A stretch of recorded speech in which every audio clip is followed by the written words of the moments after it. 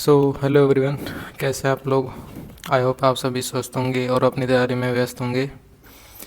हम लोगों की दिशा पब्लिकेशन की 24th एडिशन जो कि लेटेस्ट है उसकी सीरीज़ चल रही थी, जिसमें हम लोगों ने हमारी history and art and culture complete है। जिन्होंने नहीं देखी है, जो भी नए चैनल पर नया है, विजिट किया है जिन्होंने, वो जाकर प्लेलिस्ट सेक्शन में देख सकते हैं। एंड ज्योग्राफी भी हमारी स्टार्ट है। इसमें हम लोगों ने 2 टॉपिक कवर कर लिए हैं एक क्लास में, तो एक क्लास डली हुई है, उसकी भी प्लेलिस्ट बना रखी है। और टॉपिक वाइज ज्योग्राफी चलेगी, हर टॉपिक की हर वीडियो रहेंगी। जो छोटे टॉपिक रहेंगे उसकी 2 वीडियोस कंपाइल हो जाएंगी, बस इतना हो सकता है। बाकी टॉपिक वाइज ही क्लास रहने वाली है एंड आप लोगों को ज़रूर पसंद आएंगी क्लास। एंड ये रिवीजन पर्पस के अकॉर्डिंग ही क्लास बनाई जा रही है, जिससे आपका जल्दी से जल्दी रिवीजन हो जाए एंड एग्ज़ाम के पॉइंट ऑफ व्यू से ही क्लास रहेंगी। क्योंकि आप लोगों को पता है दिशा पब्लिकेशन की बुक्स एग्ज़ाम के पॉइंट ऑफ व्यू से कितनी रिलेट करती हैं, कितनी इम्पोर्टेंट है। क्योंकि इससे बाहर कोई भी क्वेश्चन नहीं जाता है। इसी जो भी क्वेश्चन वो प्रीवियस ईयर क्वेश्चन है, जो आए हुए क्वेश्चन है वही पढ़ते हैं हम यहाँ पर। कोई एक्स्ट्रा एफर्ट्स नहीं लगाने पड़ते हैं। जो भी एग्ज़ाम में आने लायक क्वेश्चन है वही पढ़ेंगे हम लोग, कोई एक्स्ट्रा नहीं पढ़ेंगे, जिससे आपका एग्ज़ाम में काफ़ी हेल्प मिलेगी। हम लोगों की सेकंड क्लास है एंड थर्ड टॉपिक है हमारा प्राकृतिक एवं भौतिक स्वरूप। आज ये वाला टॉपिक कंप्लीट करने वाले हैं। एंड अभी तक आप लोगों ने वीडियो को लाइक नहीं किया है तो वीडियो को लाइक ज़रूर कर दें एंड चैनल को सब्सक्राइब कर दें। जो भी नए लोग आए तो वीडियो को लाइक एंड चैनल को सब्सक्राइब करें, जिससे मुझे मोटिवेशन मिले न्यू वीडियोस बनाने के लिए। हम लोग स्टार्ट करते हैं हमारा टॉपिक। ये टॉपिक बड़ा रहने वाला है एंड आप लोगों को पता है भौतिक स्वरूप कितना इम्पोर्टेंट है, जिसके अंतर्गत कितने भाग है राजस्थान के, कौन से भाग कहाँ से कहाँ तक आता है, ये सब चीज़ें आती हैं। राजस्थान का पूरा भौतिक स्वरूप आ जाएगा इस टॉपिक में कवर हो जाएगा पूरा, तो इसको कंप्लीट करेंगे विदाउट एनी टाइम वेस्ट। हम लोग स्टार्ट करते हैं फर्स्ट क्वेश्चन से। राजस्थान को प्रमुख भौतिक विभागों में कितने बार बांट सकते हैं, तो कितनी बार बांट सकते हैं राजस्थान को, तो ऑप्शन नंबर 2 4 बार बांट सकते हैं, क्योंकि 4 भाग हो सकते हैं राजस्थान के। हम लोग इसकी व्याख्या देख लेते हैं इस क्वेश्चन के रिगार्डिंग। जो भी क्वेश्चन आएंगे, मतलब इससे रिलेटेड जो भी क्वेश्चन बनने वाले हैं वो सभी व्याख्या से कवर हो जाएंगे, तो व्याख्या देखना हम लोगों के लिए ज़रूरी है। तो देखते हैं व्याख्या। राजस्थान के भौगोलिक प्रदेशों का निर्धारण सर्वप्रथम प्रोफेसर वीसी मिश्रा ने राजस्थान का भूगोल नामक पुस्तक में किया है। इन्होंने राजस्थान को 7 भौगोलिक प्रदेशों, कौन कौन से हो जाएंगे, पश्चिमी शुष्क प्रदेश, अर्ध शुष्क प्रदेश, नहरी प्रदेश, अरावली प्रदेश, पूर्वी कृषि औद्योगिक प्रदेश, दक्षिणी पूर्वी कृषि प्रदेश, चंबल बीहड़ प्रदेश, इन 7 चरणों में इसको भौगोलिक प्रदेश को बांटा है। तो ये किन्होंने बांटा है, तो इसको याद रखेंगे, प्रोफेसर वीसी मिश्रा जी ने। इन्होंने 7 भागों में बांटा था हमारे राजस्थान को। 1968 में जलवायु आधार पर राजस्थान का भौतिक प्रदेशों में बांटने का दूसरा प्रयास एस के सेन ने किया। दूसरा प्रयास किन्होंने किया, एस के सेन ने किया। कितने भागों में बांटा इन्होंने 3 भागों में बांटा था। 1971 में तीसरी बार किन्होंने किया, डॉक्टर रामलोचन जी ने किया। तो इन्होंने कितने, और आगे देखते हैं, डॉक्टर रामलोचन सिंह ने राजस्थान को दो भागों में बांटा था, राजस्थान एवं राजस्थान पठार। इन 2 भागों में इन्होंने राजस्थान को बांटा था रामलोचन जी ने। तथा 4 उपभाग थे 2 भागों के, कौन कौन से, मरुस्थल, राजस्थान बांगर, अरावली, पठार, चंबल बेसिन, ये 4 उपभाग थे। 12 लघु प्रदेशों में विभाजित किया। डॉक्टर हरिमोहन सक्सेना ने राजस्थान का प्रादेशिक भूगोल 1994 राजस्थान को धरातल, जलवायु और नदी बेसिन के आधार पर निम्नलिखित 4 भागों में विभक्त किया है, डॉक्टर हरिमोहन सक्सेना ने। तो वे कौन कौन से 4 भाग हो जाएंगे देखते हैं। मेनली आपको ये 4 भाग ही याद करने हैं। हरिमोहन सक्सेना को याद करना है आपको, लास्ट में इन्होंने ही दिया था, तो इन्हों का ही अप्रूव हुआ था फाइनली। 4 भाग देख लेते हैं कौन कौन से हो जाएंगे। भौतिक प्रदेशों के 4 भाग। आपसे एग्जामिनर इस प्रकार से पूछ सकता है, वर्तमान में भौतिक प्रदेशों के कितने भाग हैं, तो आप 4 भाग बोलेंगे। कौन कौन से हैं वो देख लेते हैं। समय के आधार पर सबसे उत्तर पश्चिमी मरुस्थल प्रदेश, ये सबसे नवीन है। अरावली पर्वतीय प्रदेश सबसे प्राचीन हो जाएगा। पूर्वी मैदानी प्रदेश तीसरा प्राचीन हो जाएगा। दक्षिणी पूर्वी पठारी प्रदेश दूसरा प्राचीन प्रदेश हो जाएगा। तो इसमें आप लोगों को नवीनतम एंड प्राचीनतम मेनली याद करना है। उत्तरी पश्चिमी मरुस्थलीय प्रदेश नवीनतम हो जाएगा एंड अरावली पर्वतीय प्रदेश प्राचीनतम हो जाएगा समय के आधार पर। युग के आधार पर देख लेते हैं। प्लीस्टोसीन उत्तर, ये युग के आधार पर हो जाएगा। पश्चिमी मरुस्थलीय प्रदेश प्लीस्टोसीन उत्तर एंड अरावली पर्वतीय प्रदेश प्री कैम्ब्रियन कहलाएगा। पूर्वी मैदानी प्रदेश प्लीस्टोसीन प्रारंभिक कहलाएगा एंड दक्षिणी पूर्वी पठारी प्रदेश क्रिटेशियस कहलाएगा। क्षेत्रफल के आधार पर कौन सा कितना बड़ा है वो देख लेते हैं। उत्तर पश्चिमी मरुस्थलीय प्रदेश 61.11% कवर करता है जगह को एंड अरावली पर्वतीय प्रदेश 9.1%, पूर्वी मैदानी प्रदेश 23.3% एंड दक्षिणी पूर्वी पठारी प्रदेश 6.49%।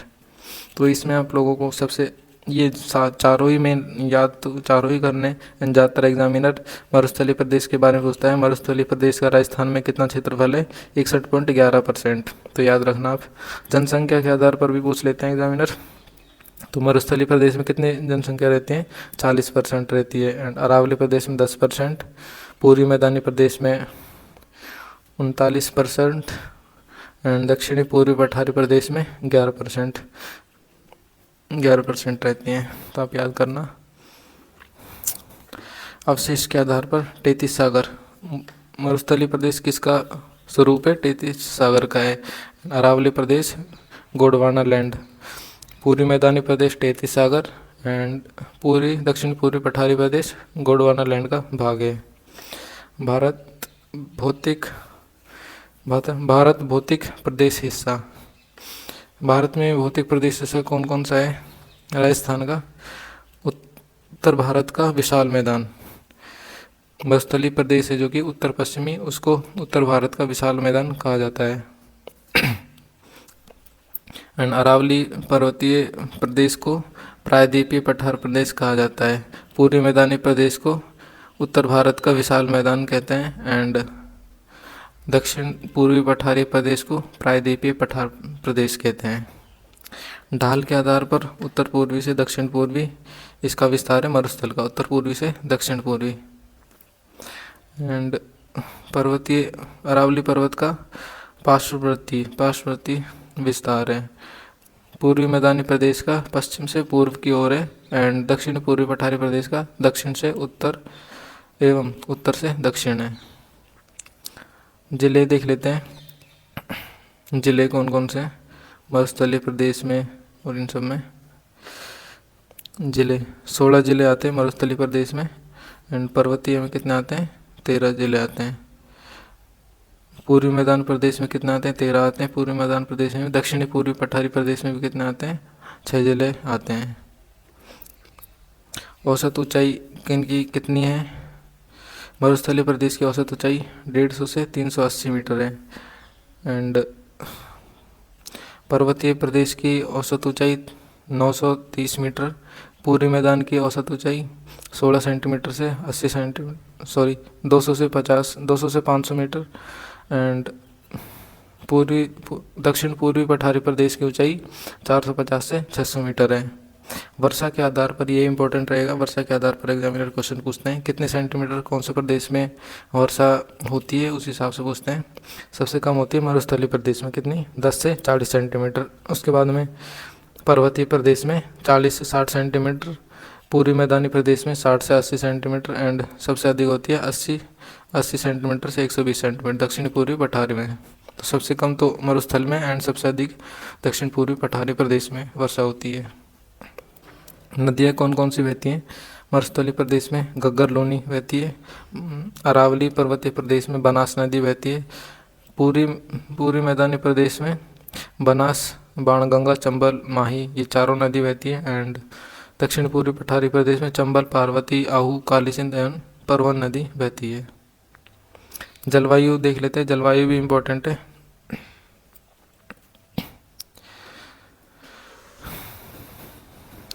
शुष्क एवं अर्ध शुष्क जलवायु उत्तर पश्चिमी मरुस्थलीय प्रदेश में शुष्क एवं अर्ध शुष्क जलवायु पाई जाती है। अरावली पर्वतीय प्रदेश में उपाद्र जलवायु पाई जाती है। पूर्वी मैदानी प्रदेश में आर्द्र जलवायु एंड अति आर्द्र यानी कि सबसे गीली मिट्टी कहाँ पर पाई जाती है? दक्षिण पूर्वी पठारी प्रदेश में पाई जाती है। वन के आधार पर कांटेदार वन कहाँ पर पाए जाते हैं? मरुस्थलीय प्रदेश में कांटेदार वन पाए जाते हैं। उष्णकटिबंधीय कांटेदार झाड़ियाँ कहाँ पर पाए जाते हैं? अरावली पर्वतीय प्रदेश में। पूर्वी मैदानी प्रदेश में मिश्रित पतझड़ पाए जाते हैं। एंड सदन कहाँ पर पाए जाते हैं? दक्षिण पूर्वी पठारी प्रदेश में। मिट्टी के आधार पर रेतीली बलुई मिट्टी कहाँ पर मिलती है? जिसको साइंटिफिक लैंग्वेज में एरिडी एंटीसोल्स कहा जाता है। ये मरुस्थलीय प्रदेश में मिलती है, उत्तर पश्चिमी मरुस्थलीय प्रदेश में। रेतीली बलुई मिट्टी, काली भूरी पथरीली मिट्टी जिसको इंसेप्टिसोल्स कहते हैं साइंटिफिक लैंग्वेज में, अरावली पर्वतीय प्रदेश में पाई जाती है। जलोढ़, दोमट या फिर एल्फिसोल्स मिट्टी किसको कहाँ पर पाई जाती है? पूर्वी मैदानी प्रदेश में। काली मिट्टी सबसे अधिक पूछा जाता है जिसको कछारी मिट्टी भी कहते हैं, वर्टिसोल्स कहा जाता है, जिसे ये दक्षिण पूर्वी पठारी प्रदेश में पाई जाती है, हाड़ौती प्रदेश में।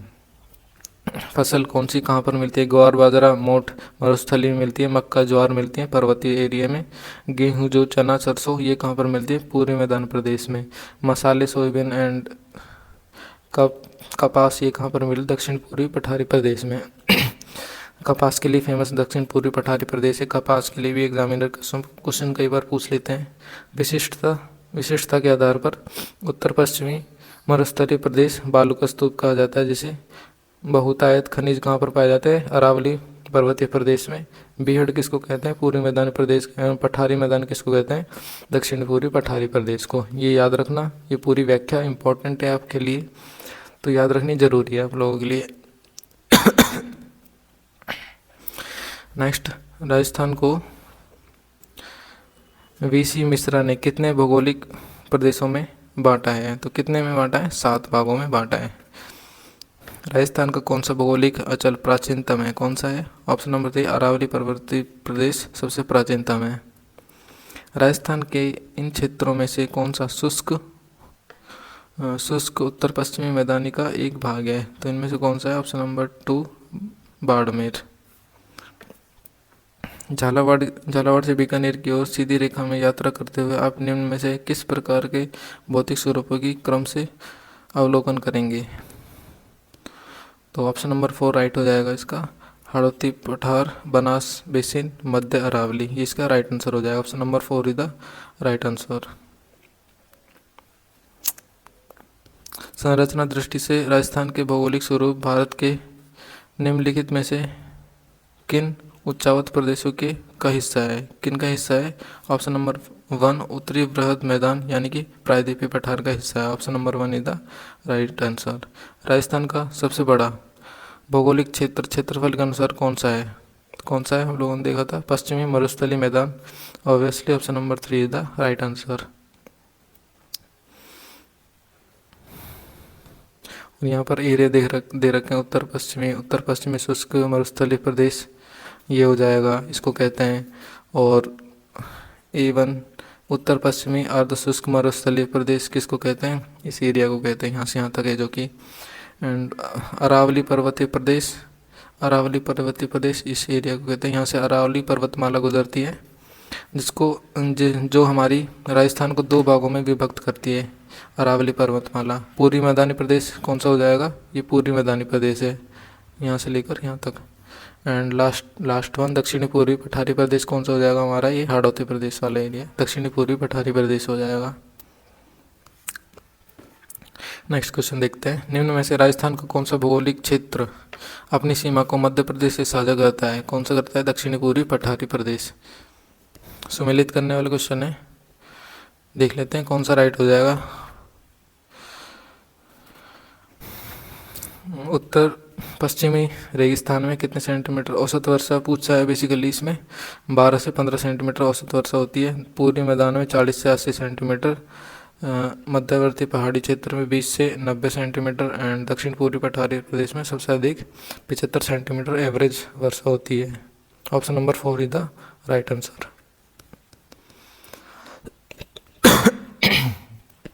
राजस्थान के निम्न भौतिक क्षेत्रों में से कौन सा क्षेत्र पाकिस्तान के साथ अपनी सीमा साझा करता है? निम्न में से कौन सा करता है? पश्चिमी रेगिस्तानी मैदान क्षेत्र ये पाकिस्तान के साथ अपनी सीमा साझा करता है। निम्नलिखित में से राजस्थान का कौन सा भौगोलिक क्षेत्र हरियाणा राज्य के साथ अपनी सीमा साझा नहीं करता? कौन सा नहीं करता? दक्षिण पूर्वी पठारी प्रदेश हरियाणा के साथ अपनी सीमा साझा नहीं करता। राजस्थान के धरातलीय स्वरूपों के संबंध में कौन सा कथन गलत है? निम्न में से कौन सा कथन गलत है? तो इसका ऑप्शन नंबर 2 राइट हो जाएगा। उत्तर पूर्वी मैदान सिंधु नदी द्वारा निर्मित मैदान का भाग है, तो ये कथन गलत हो जाएगा। Option number 2 is the right answer. व्याख्या में देखते हैं। उत्तर पूर्वी मैदान को तैतीस सागर का अवशेष माना जाता है। इयोसीन काल एवं एलिस्टोसीन युग में इस क्षेत्र में एक विशाल समुद्र, जिसको तैतीस सागर नाम दिया गया था, कि विशाल समुद्र था। राजस्थान में कौन सा भौतिक विभाग अपने धरातलीय लक्षणों से सही सुमेलित है? कौन सा भौतिक भाग है? Option number 4 sorry option number 3 right हो जाएगा। कौन कौन से? 1, 2 एंड 3 राइट हो जाएंगे, 4 गलत हो जाएगा। 1, 2 एंड 3 भौतिक विभाग देख लेते हैं कौन कौन से। भौतिक विभाग दक्षिण पूर्वी पठार सेल समूह, आर्कियन विंध्यन क्रम, धरातलीय लक्षण, गोंडवाना लैंड का विस्तार भाग है, ये भी राइट हो जाएगा। भौतिक विभाग पश्चिमी बालू का मैदान सेल समूह कौन कौन सा है? रायलो क्रिटेशस क्रम, धरातलीय लक्षण तैतीस सागर का अवशेष रूप है। एंड 3 ऑप्शन भौतिक विभाग अरावली सेल समूह, अरावली दिल्ली क्रम, धरातलीय लक्षण प्राचीनतम विलित पर्वतमाला श्रेणी का हिस्सा है। ये तीनों ही राइट हो जाएंगे, 1, 2 एंड 3, यानी कि option number 3 the right answer. Rajasthan के भौतिक प्रदेशों का उत्तर से दक्षिण दिशा में अवस्थिति का सही क्रम है। तो उत्तर से दक्षिण दिशा में अवस्थिति का सही क्रम कौन सा है भौतिक प्रदेशों का? ऑप्शन नंबर 3 शेखावटी प्रदेश, विंध्य श्रेणी, बेसिन एवं माही का मैदान। Option number 3 the right answer. Rajasthan के भौतिक प्रदेशों को उत्तर से दक्षिण दिशा में क्रमशः घग्गर, शेखावटी, नागौर, विंध्य श्रेणी, लूनी बेसिन, बनास बेसिन, माही मैदान आदि आते हैं। ये थोड़ा कटा हुआ है इधर से, तो मुझे विजिबल नहीं हो रहा है, तो आप देख लेना बुक में से। राजस्थान के भौतिक प्रदेशों के संबंध में कथन चुनिए। कौन सा कथन सही है भौतिक प्रदेशों के संबंध में? तो इसमें केवल 1 सही हो जाएगा। भौतिक प्रदेश राजस्थान के 61.11% भू क्षेत्र में पश्चिमी रेगिस्तान का विस्तार है। Option number 1 is the right answer. व्याख्या देखते हैं इसकी। उपयुक्त प्रश्न के विकल्पों में माननीय राजस्थान उच्च न्यायालय जयपुर पीठ द्वारा गठित प्रोफेसर पैनल के विकल्प 1 61.11 को ही सही माना है। अन्य विकल्प में आंशिक प्रतिशत में विविधता होने के कारण उन्हें सही नहीं माना है। राज्य के 9 या 9.3% भू क्षेत्र में अरावली पर्वतीय प्रदेश का विस्तार है।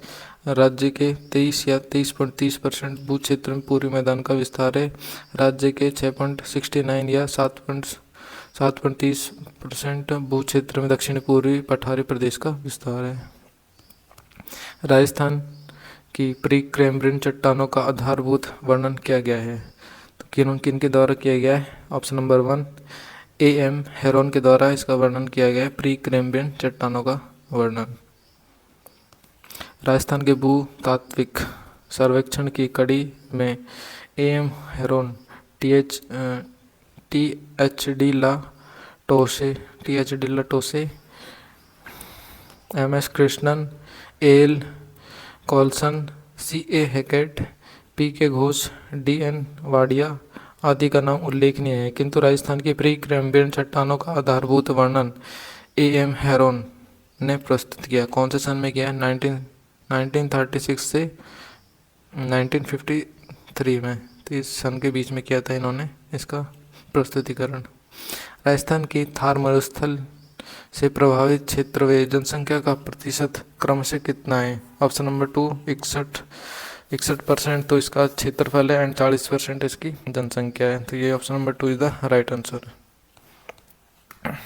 उत्तर पश्चिमी मरुस्थलीय प्रदेश निर्माण काल टर्सटारी एवं प्लेस्टोसिन के द्वारा टर्सटारी एवं प्लेस्टोसिन काल में इसका निर्माण काल हुआ।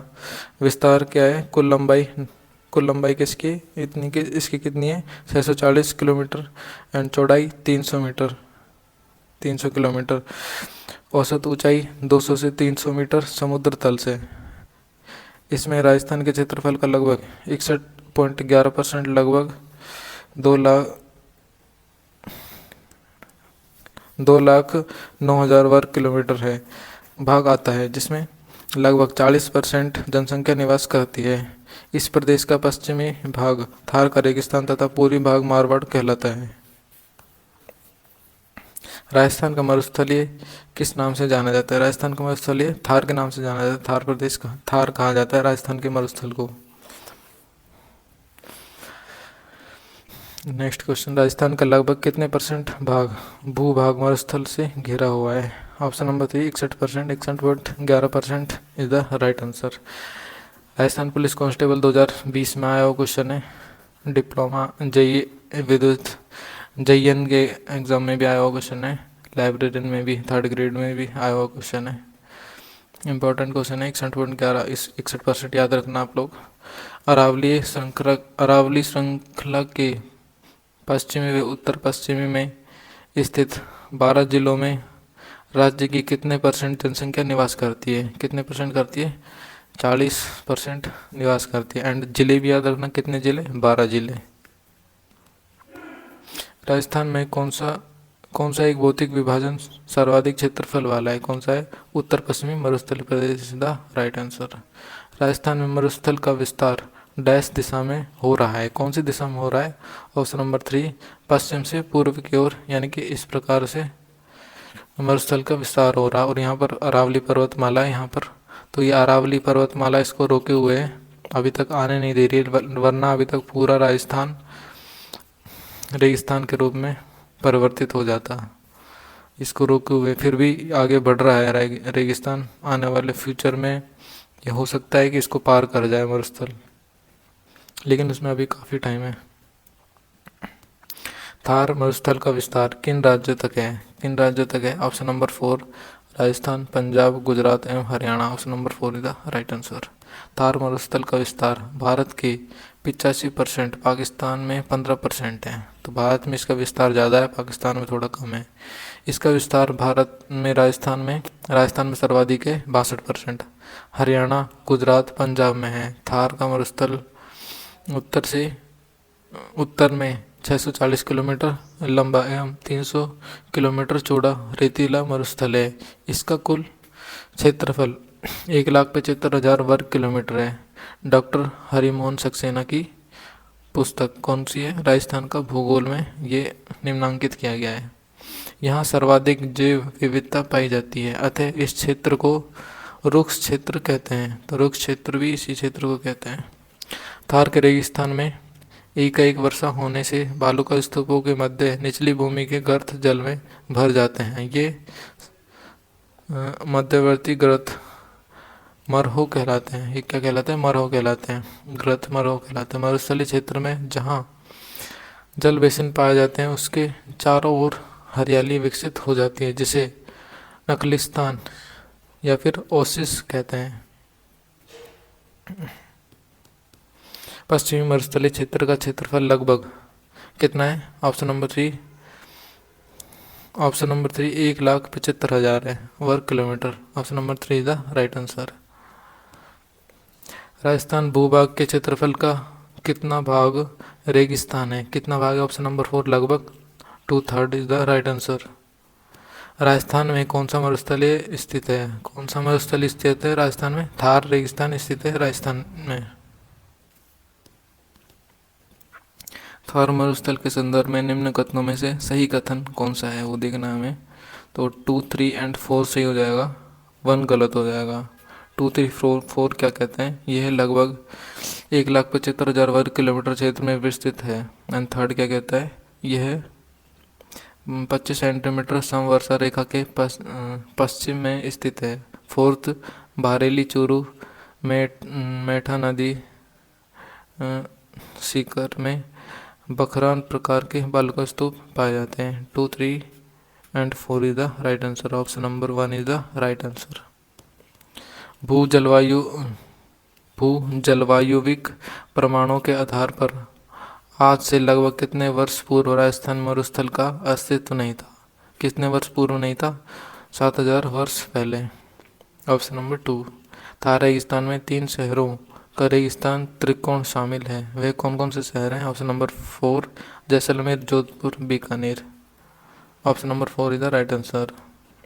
निम्न में से थार मरुस्थल के किस भाग की समुद्र तल से सबसे कम ऊंचाई है। कौन से भाग की समुद्र तल से सबसे कम ऊंचाई है। ऑप्शन नंबर 2 राइट हो जाएगा इसका, दक्षिणी भाग इज द राइट आंसर। व्याख्या देखते हैं इसकी समुद्र तल से सामान्य ऊंचाई 200 मीटर है और 300 मीटर उत्तरी भाग में है। राजस्थान के कितने जिलों में थार रेगिस्तान फैला हुआ है। कितने जिलों में फैला हुआ है। ऑप्शन नंबर 4, 12 जिलों में। लेकिन हम लोग व्याख्या देखते हैं, उसमें क्लियर हो जाएगा कितने ज़िले एंड कोई बड़ा है या फिर नहीं बड़ा है। राष्ट्रीय कृषि आयोग ने राज्य के 12 जिले को मरुस्थलीय जिले माना है, किंतु वर्तमान में नए जिलों पुनर्गठन के पश्चात मरुस्थल जिला की संख्या गंगानगर, हनुमानगढ़, जैसलमेर, फलौदी, बालोतरा, बीकानेर, नागौर, ब्यावर जिले का उत्तरी पश्चिमी भाग, डीडवाना, कुचामन, सीकर, झुंझुनू, चूरू, जालोर, पाली, बाड़मेर, जोधपुर हो गई है। कितना हो गई है, 1, 2, 3, 4, 5, 6, 7, 8, 9, ये की है 10, 11, 12, 13, 14, 15, 16। तो 16 ज़िले हो जाएंगे। तो पुनर्गठन के बाद आप 16 भी याद रखेंगे एंड 12 भी याद रखेंगे। मेनली तो 16 पूछने के चांसेस ज़्यादा हैं। 16 एग्जामिनर पूछेगा कि मरुस्थलीय एरिया में कितने ज़िले शामिल हैं, तो 16 ज़िले याद करेंगे आप लोग, ठीक। या फिर 12 भी पूछ सकता है। ऑप्शन में 12 होगा तो 16 नहीं देगा, 16 होगा तो 12 नहीं देगा। तो आप उसके अकॉर्डिंग टिक कर सकते हैं। 12 ज़िले भी याद रखना, 16 भी याद रखना। राजस्थान का निम्न में से कौन सा स्थान भारत अनुसूचित मरुस्थलीय क्षेत्र में नहीं है। कौन सा स्थान नहीं है, Udaipur is the right answer. गतिशील रेत के टीले को राजस्थान की स्थानीय भाषा में क्या कहते हैं। रेत के टीले को क्या कहते हैं, धारी क्या कहा जाता है, धारियन कहा जाता है। रेत के टीले को धारियन कहते हैं। Option number 4 is the right answer. ये स्तूप आ गए। अब हम लोग स्तूप के बारे में पढ़ेंगे, कौन से टीले को क्या कहा जाता है। इनके बारे में भी एग्जामिनर क्वेश्चन पूछते हैं। पश्चिमी राजस्थान में शुष्क मरुस्थल बालू रेत के टीले या फिर दोहरे या फिर दरियन के अधिक फैलाव कारण थली, जिसको रेती रेतों को थली कहते हैं, कहा जाता है। वायु दाब में की गई समस्त बालू का भार शीर्ष के छोर पर वायु की गति के कारण छोड़ दिया जाता है तथा इसकी भुजाओं के लिए वायु की रगड़ से गर्त बन जाता है, जैसे स्थानीय भाषा में डांड या डाढ़ कहते हैं। थार मरुस्थल में डाढ़ के नाम से कौन सा जाना जाता है, कौन सा स्तूप जाना जाता है डाढ़ के नाम से। चंद्राकार बालुका स्तूप गर्त। Option number 2 is the right answer. Rajasthan स्थित थार का मरुस्थल किसका अवशेष माना जाता है। टेथिस सागर का अवशेष माना जाता है थार का मरुस्थल। Option number 3। थार का रेगिस्तान एवं पूरी मैदान भाग किस समय टेथिस महासागर या महासागर का भाग था। टेथिस सागर के अवशेष के रूप में राजस्थान में आज भी सांबर, डीडवाना, पचपदरा आदि खारे पानी की बड़ी झीलें स्थित हैं। आकल गांव जो कि जैसलमेर में के जीवाश्म प्रमाण भी इसी ओर इंगित करते हैं। पलाया पलाया झीलें राजस्थान के किस भौगोलिक अंचल में मिलती हैं? तो पलाया झीलें थार के मरुस्थल में मिलती है जो कि जैसलमेर में। गोंडवाना प्रदेश राजस्थान के किस बृहद भू आकृति विभाग का भाग है? पश्चिमी शुष्क प्रदेश का भाग है। एलडीसी एग्जाम में 2016 में आया हुआ क्वेश्चन है। व्याख्या देखते हैं। पश्चिमी राजस्थान के अर्ध शुष्क मैदान के उपखंड लूनी बेसिन को गोंडवाना प्रदेश के रूप में जाना जाता है। लूनी बेसिन को किस के रूप में जाना जाता है? गोंडवाना प्रदेश के रूप में भी जाना जाता है।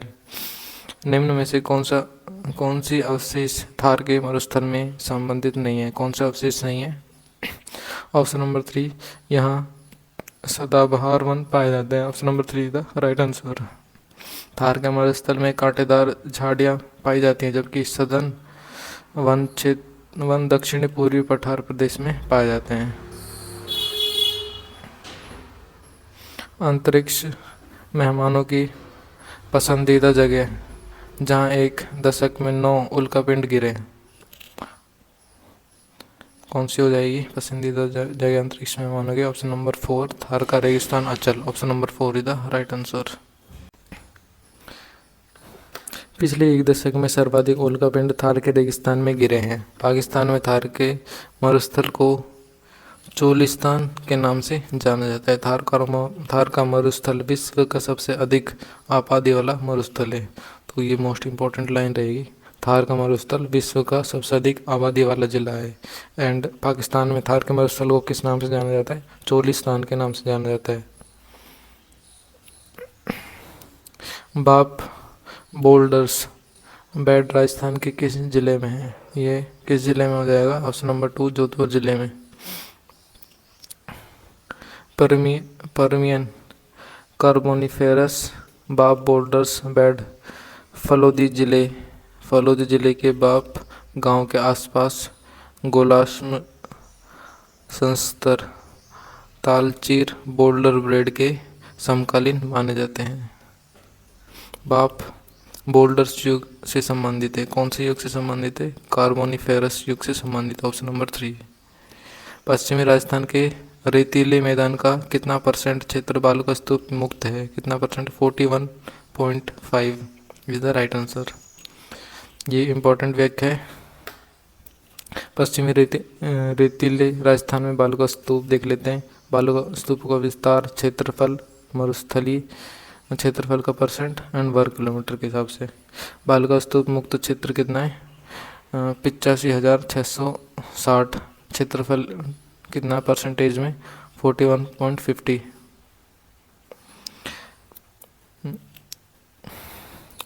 0 से 20% प्रभावित क्षेत्र कितना है? 24,856। कितना % हो जाएगा? 11.50%। 20 से 40% प्रभावित क्षेत्र 10,165। 4.80%। 40 से 60 प्रभावित क्षेत्र 34,322 वर्ग किलोमीटर। क्षेत्रफल 14.70 मरुस्थलीय क्षेत्रफल का % हो जाएगा। 60 से 80% प्रभावित क्षेत्र 39,782। ये हो जाएगा 18.60%। 80 से 100% प्रभावित क्षेत्र 18,903। 8.90%। टोटल देख लेते हैं। 2,13,688 एंड % टोटल 100 ही हो जाएगा इसका। राजस्थान के पश्चिमी रेतीले मैदान की डैश क्षेत्र में बालू का स्तूप पाए जाते हैं। पश्चिमी रेतीले मैदान में 60% बालू का स्तूप पाए जाते हैं। ये ओवरऑल करके 60 बता रखे हैं, वैसे तो 85.5% है।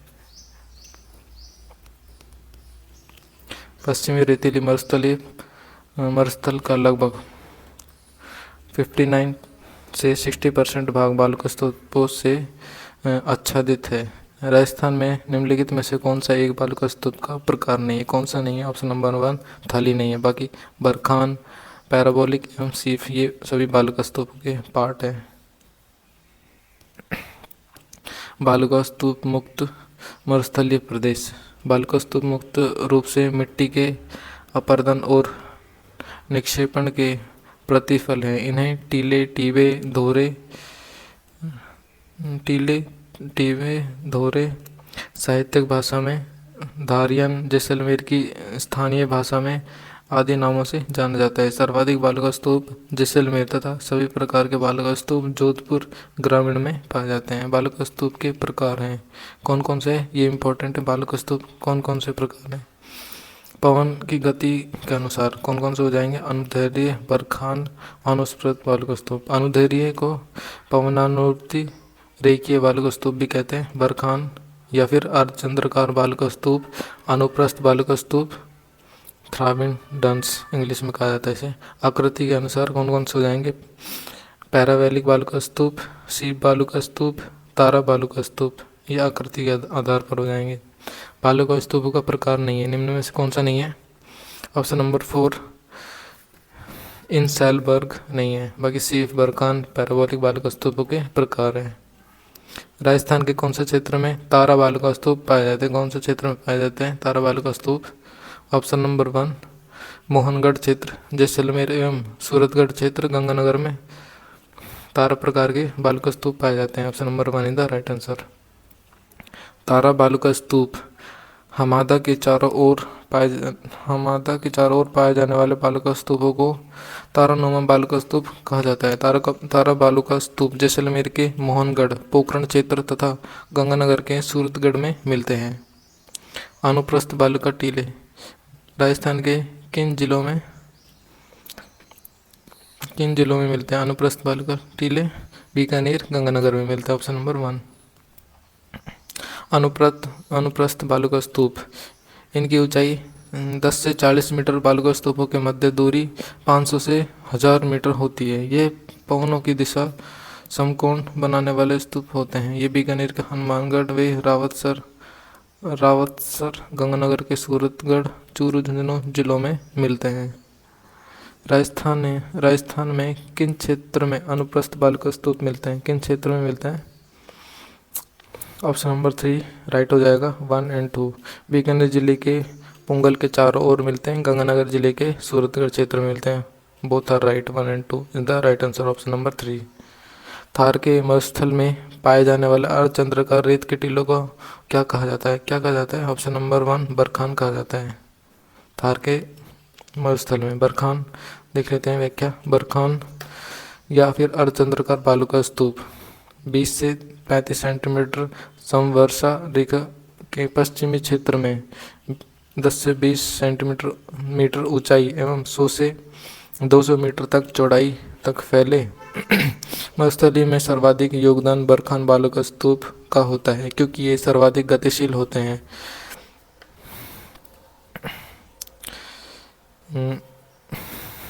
जैसलमेर, सीकर, सूरतगढ़, लून, करणसर, माता देशनोक, बाड़मेर, बालोतरा, ओसिया, जोधपुर, डीडवाना, कुचामन में मिलते हैं। यह बालू का स्तूप मृत्यमंद पवनावर्ती ढाल व तीव्र पवना विमुखी ढाल वाले होते हैं। बरछान या फिर बरखान बालू का स्तूप रेत के टीले होते हैं। ऑप्शन नंबर 1 बरखान बालू का स्तूप प्रधानतः राजस्थान के कौन से क्षेत्र में पाए जाते हैं? प्रधानतः राजस्थान के 20 से 35 सेंटीमीटर समवर्षा रेखा के मध्य क्षेत्र में पाए जाते हैं। Option number 2 is the right answer. Barchan पश्चिमी राजस्थान के कौन से क्षेत्र में पाए जाते हैं? ऑप्शन नंबर 3 1 2 और 3 ओसिया, जोधपुर, बारेली, चूरू एवं देशनोक, बीकानेर में, ये तीनों में पाए जाते हैं। Option number 3 is the right answer. बरखान बकरान स्थलाकृति किस भौतिक विभाग से संबंधित है? मरुस्थलीय प्रदेश से संबंधित है। ऑप्शन नंबर 4 सीफ है एक अनुदैर्घ्य बालू का स्तूप का ही भाग है। अनुदैर्घ्य बालू का स्तूप को ही सीफ कहते हैं। बरखान के निर्माण में जब पवन की दिशा में पवन वृत्ति होते हैं, जो बरखान की भुजा आगे की ओर समानांतर बढ़ जाती है, जिसे सीप कहा जाता है। बरखान के अर्धचंद्राकार निम्न भूमि क्षेत्र में उपजाऊ भूमि रोही कहलाती है। कौन सी बालुका स्तूप पर प्रचलित पवन की दिशा के समानांतर विकसित होती है? कौन सी होती है? ऑप्शन नंबर 1 सीप होती है। Option number 1 is the right answer. Rajasthan के थार मरुस्थल में दृष्टिदिति नदी घाटी में किस प्रकार के बालुका स्तूप चिन्ह होते हैं? रेखीय पवनानुवर्ती बालुका स्तूप is the right answer. Option number 1। अनुदैर्घ्य पवनानुवर्ती रेखीय बालुका स्तूप, इनका विस्तार सर्वाधिक जैसलमेर के दक्षिणी पश्चिमी भाग में पाया जाता है। जोधपुर व बाड़मेर जिलों में भी इनका विस्तार है। इन रेखीय बालुका स्तूपों की ऊंचाई 10 मीटर से 60 मीटर तक पाई जाती है। पवनानुवर्ती पवनों की दिशा के समानांतर बनने वाले स्तूप होते हैं, पवनानुवर्ती स्तूप कहलाते हैं। जो कि पवन की दिशा की ओर बनने वाले स्तूप होते हैं, पवनानुवर्ती स्तूप कहलाते हैं। जैसलमेर में किस प्रकार के बालुका स्तूप पाए जाते हैं? बरखान प्रकार के बालुका स्तूप पाए जाते हैं। इसमें दे ने रखा है ऑप्शन नंबर 2 एंड बरखान प्रकार के नहीं पाए जाते हैं। परवलिक एवं अनुदैर्घ्य पाए जाते हैं। ऑप्शन नंबर 2 एंड 3 दोनों ही राइट हो जाएंगे। पश्चिमी राजस्थान में कौन से प्रकार के अनुप्रस्थ बालुका स्तूप पाए जाते हैं? पश्चिमी राजस्थान में बरखान एवं परवलीय बालुका स्तूप पाए जाते हैं।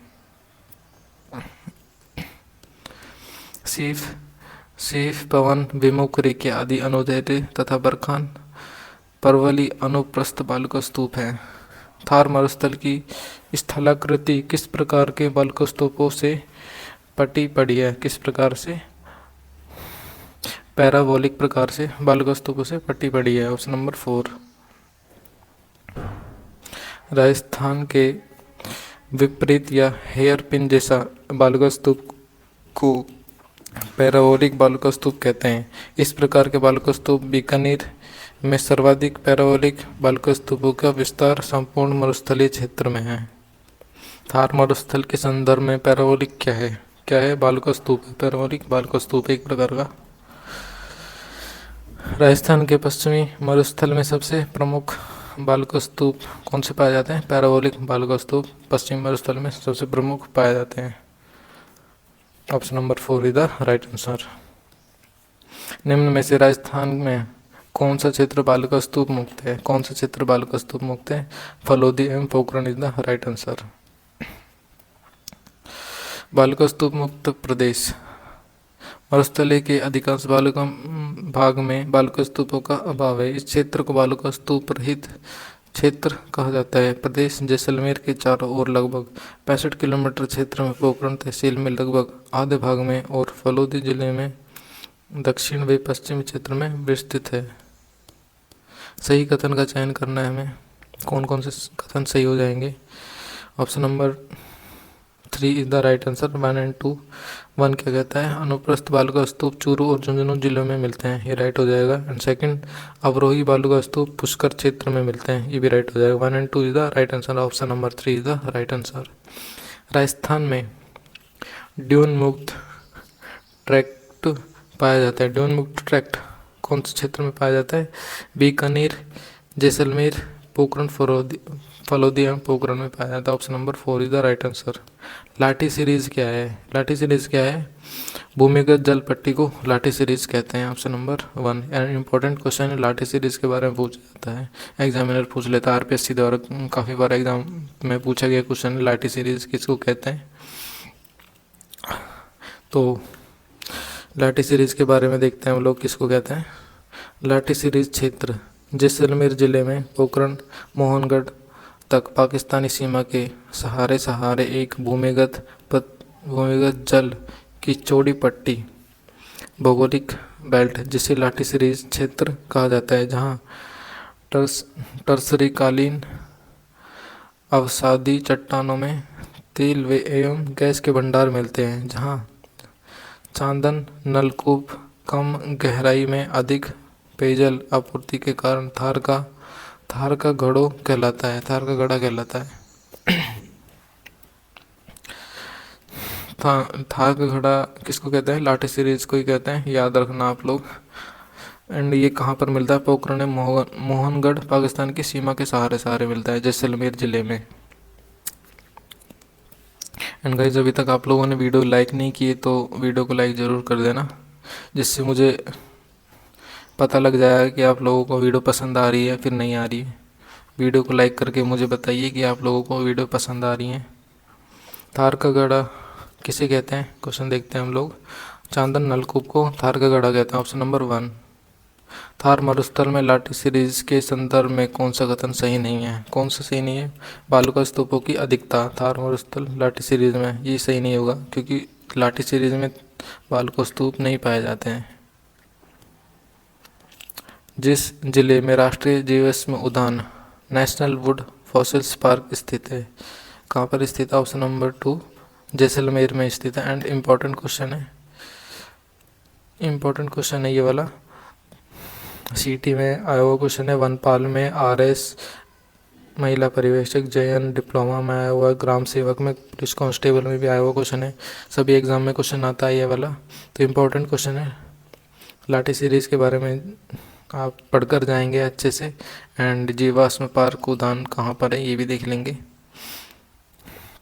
व्याख्या देखते हैं। आकलन गांव जैसलमेर बाड़मेर मार्ग में स्थित क्षेत्र में काष्ठ जीवावशेष पार्क वुड फॉसल्स पार्क बनाया गया है। यहाँ 21 हेक्टेयर क्षेत्र में 18 करोड़ वर्ष पूर्व के सागरीय जीवाश्म पाए गए हैं। आकल वुड फॉसल पार्क का समय जुरासिक काल का।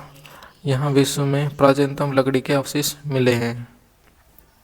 जैसलमेर स्थित आकल काष्ठ जीवाश्मों की आयु लगभग कितनी मानी गई है? ऑप्शन नंबर 2, 18 करोड़ वर्ष मानी गई है, क्योंकि 18 करोड़ वर्ष पुराने माने गए हैं जीवाश्म पार्क में जो भी काष्ठ के बने जीवाश्म।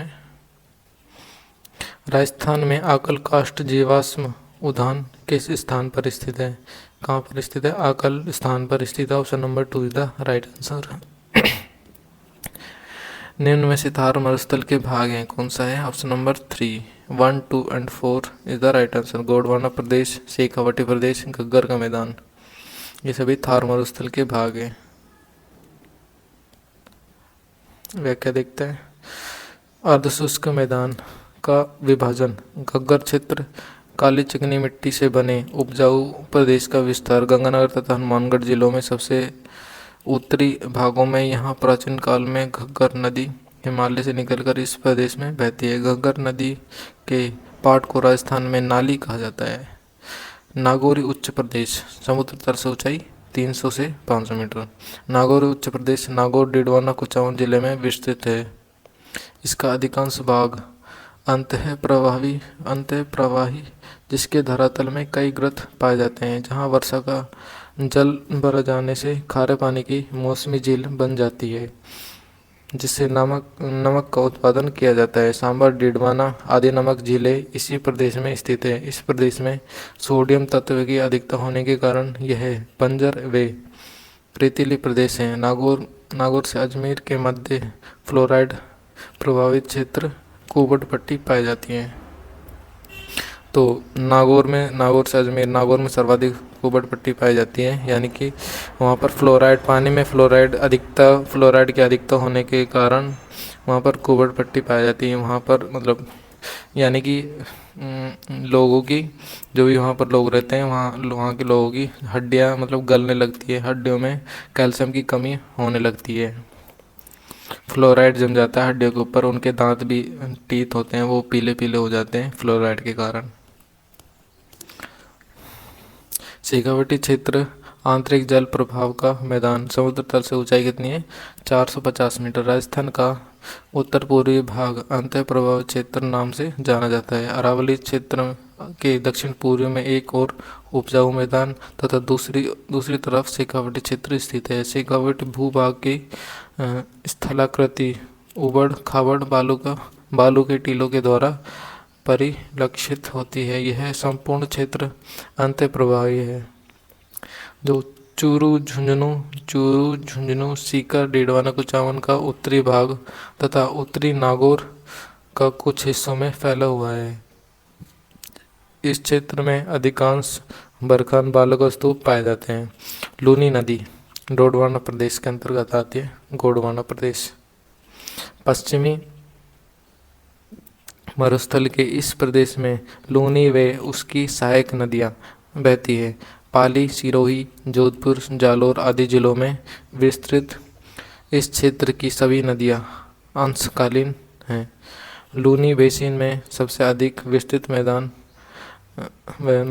भाग समतल प्राचीन कांपीय मैदान का है, जो संपूर्ण बेसिन का 47.51% भाग को घेरता है। लूनी नदी का पानी बालोतरा जिले तक पहाड़ी अपवाह तंत्र के कारण मीठा व तत्पश्चात नमक उपयुक्त चट्टानों, नमक के कणों युक्त एवं मरुस्थलीय प्रदेश के अपवाह तंत्र के कारण खारा पाया जाता है। ज्ञातव्य है कि बाड़मेर वे जहाँ पूर्व में समुद्र था उस क्षेत्र को नेहड़ के नाम से जाना जाता है। निम्नलिखित में से कौन सा अपने आंतरिक प्रवाह के लिए जाना जाता है? कौन सा जाना जाता है आंतरिक प्रवाह के लिए? ऑप्शन नंबर 4 शेखावटी क्षेत्र अपने आंतरिक प्रवाह के लिए जाना जाता है। इसकी जो मिट्टी है उसके नीचे एक परत भी पाई जाती है, आंतरिक प्रवाह के कारण परत जम जाती है वहाँ पर, तो शेखावटी क्षेत्र को आंतरिक प्रवाह के लिए जाना जाता है। Option number 4। Luni basin Rajasthan के किस विस्तृत भूआकृतिक क्षेत्र का एक भाग है? ऑप्शन नंबर 2 पश्चिमी मरुस्थल का भाग है। Option number 2 is the right answer. Godwar प्रदेश को यह भी कहा जाता है, क्या कहा जाता है? लूनी जवाई बेसिन गोडवाड़ प्रदेश को कहा जाता है। Option number 1। Godwar basin Rajasthan के किस बृहद भू आकृति विभाग का हिस्सा है? ऑप्शन नंबर 2 थार पश्चिमी मरुस्थल का हिस्सा है। Option number 2 is the right answer.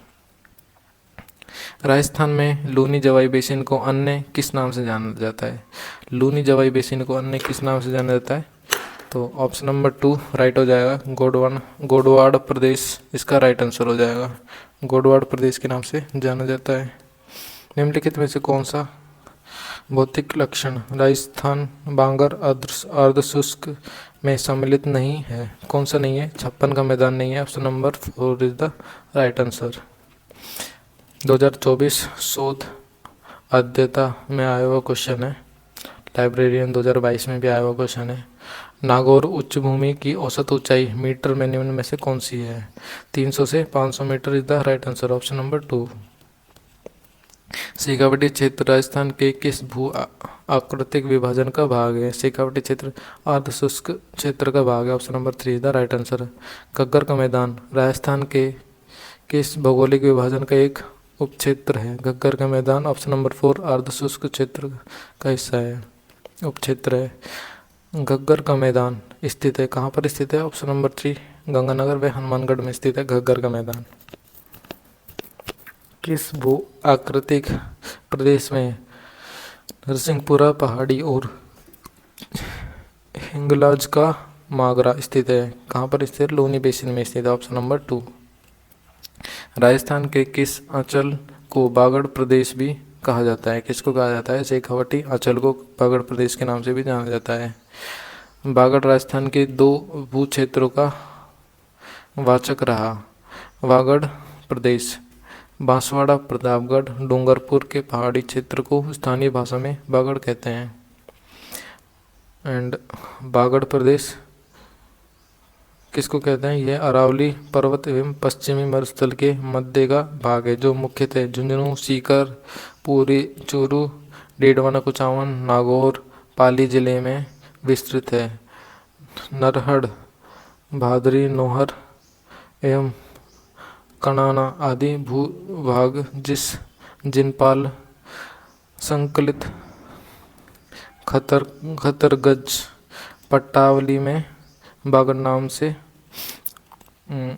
बहुश अभिहित किया गया है। कौन सा युग्म सम्मिलित है? कौन सा युग्म सम्मिलित है निम्न में से?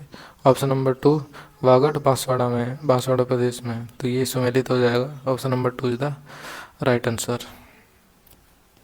राजस्थान के बागड़ प्रदेश के जिलों में कौन सा सम्मिलित नहीं है? कौन सा नहीं है? ऑप्शन नंबर 4 राजसमंद सम्मिलित नहीं है। बाकी चूरू, सीकर, झुंझुनू ये बागड़ प्रदेश में आ जाएं, जो कि शेखावटी एरिया में आते हैं। राजस्थान के विश्व के प्राचीनतम पर्वत पाए जाते हैं, जो गोंडवाना लैंड के भाग हैं। अरावली पर्वत इज द राइट आंसर। एक क्या देखते हैं, प्रागैतिहासिक काल या फिर कार्बोनिफेरस युग। अंगारा लैंड, तैतीस सागर, गोंडवाना लैंड।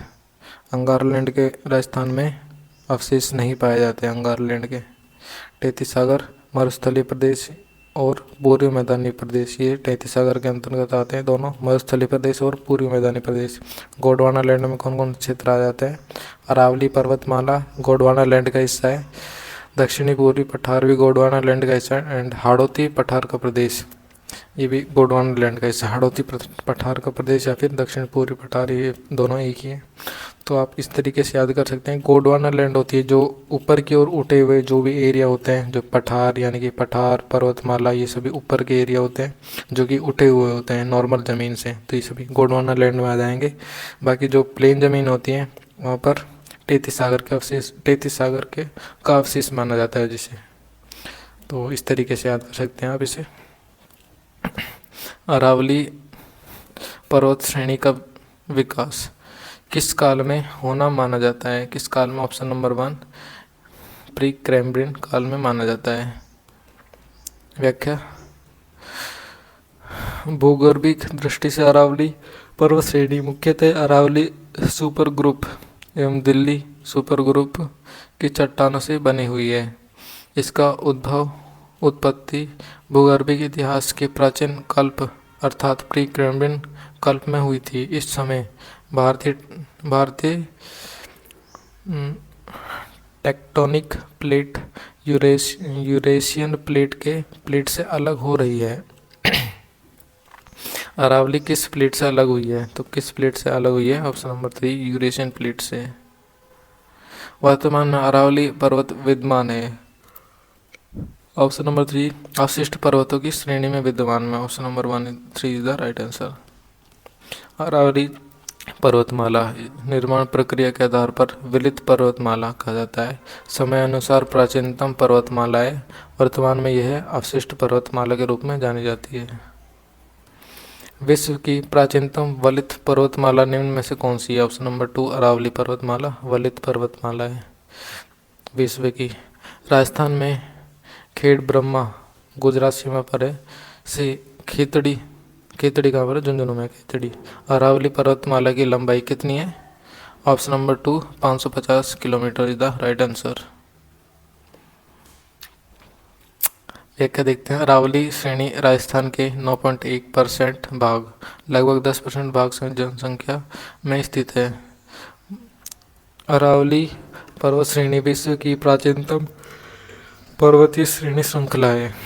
राज्य में अरावली पर्वतमाला खेतड़ी झुंझुनू से खेड़ ब्रह्मा सिरोही तक फैली हुई है। इसकी कुल लंबाई 692 किलोमीटर से 550 किलोमीटर राजस्थान में स्थित है। आरबीएससी के अनुसार अरावली का मुख्य विस्तार 9 जिलों में सिरोही, उदयपुर, राजसमंद, अजमेर, दौसा, जयपुर, अलवर, सीकर, झुंझुनू है। किंतु अरावली की शाखाओं एवं प्रभाव को दृष्टिगत रखते हुए इसे डूंगरपुर, बांसवाड़ा, चित्तौड़गढ़, भीलवाड़ा जिले में भी सम्मिलित कर लिए जाते हैं। जिलों के पुनर्गठन के उपरांत ब्यावर, डीडवाना, कुचामन का पूरी भाग, कोटपुतली, बहरोड एवं खैरदल तिजारा में अरावली का विस्तार है। अरावली पर्वतमाला दक्षिण पश्चिम में राजस्थान के किस क्षेत्र से प्रारंभ होकर उत्तर पूर्वी जाती है? किस क्षेत्र से प्रारंभ होती है? ऑप्शन नंबर 4 सिरोही से। जिस दिशा में अरावली श्रेणी की चौड़ाई बढ़ती है वह कौन सी दिशा है? एंड इम्पोर्टेंट क्वेश्चन है। इस प्रकार के क्वेश्चन आते हैं, एग्जामिनर पूछता है किस जगह से अरावली पर्वतमाला की चौड़ाई बढ़ती है एंड किस जगह पर कम होती है एंड मध्यस्थ भाग कहाँ पर है, कौन से जिले में आता है अरावली पर्वतमाला का। इस प्रकार के क्वेश्चन आते हैं तो इसका आंसर हो जाएगा उत्तर पूर्व से दक्षिणी पश्चिम is the right answer. Option number 1 is the right answer. Important question है ये।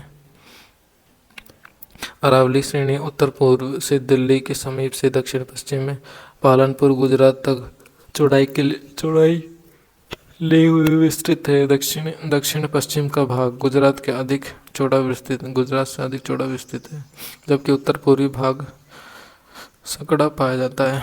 उत्तर पूर्वी भाग सकड़ा पाया जाता है एंड दक्षिणी भाग चौड़ा पाया जाता है। अरावली पर्वत का विस्तार। ऑप्शन नंबर 3, गुजरात से पालनपुर से दिल्ली तक। गुजरात के पालनपुर से दिल्ली तक अरावली पर्वत का विस्तार है। Option number 3 the right answer.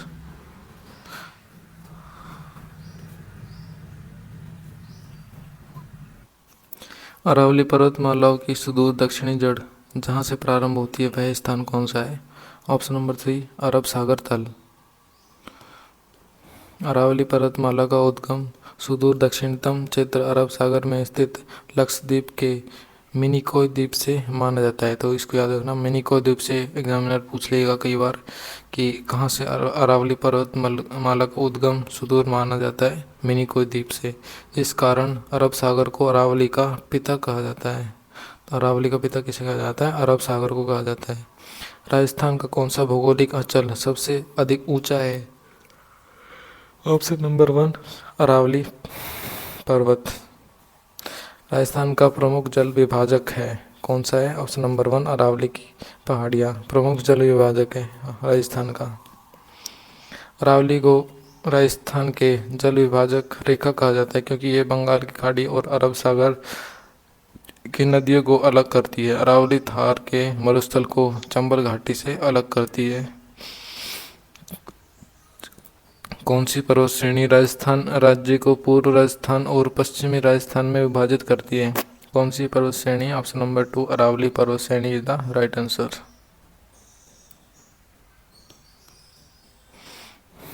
Rajasthan में डैश दक्षिणी पश्चिम से उत्तर पूर्वी तक जलवायु विभाजक के रूप में कार्य करता है। कौन कार्य करता है? अरावली पर्वत कार्य करता है। राजस्थान के उस भौगोलिक स्वरूप का नाम क्या है जो थार के रेगिस्तान को चंबल घाटी से अलग करता है? कौन सा स्वरूप हो जाएगा? ऑप्शन नंबर 4 अरावली पर्वत श्रेणी is the right answer. Option number 4।